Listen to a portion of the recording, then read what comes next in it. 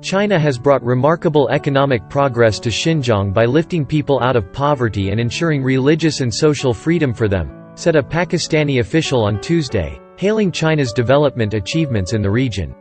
Qasim Khan Suri, deputy speaker of Pakistan's National Assembly, or the lower house of the country's parliament, made the remarks at an online meeting titled, Xinjiang is a Wonderful Land, held in Islamabad and Xinjiang simultaneously. He said that through Xinjiang, China has shown the world that it is not only a role model in eradicating poverty, but also an inspiring example of religious harmony.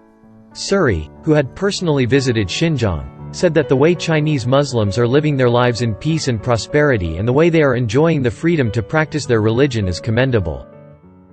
تو China وہ ملک ہے جو اس خطے میں امن چاہتا ہے.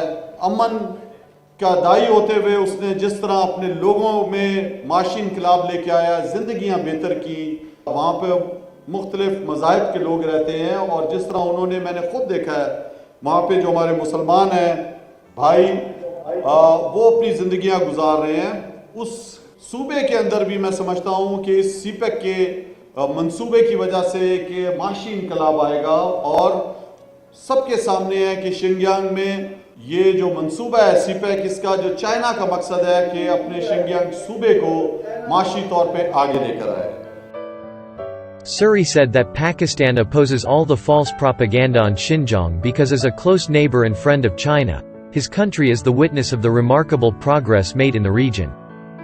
میں سمجھتا ہوں کہ پاکستان کی حکومت, پاکستان کی عوام ہر اس پروپیگنڈے کے خلاف ہے جو چائنا کے مثبت کردار کی نفی کرتی ہے.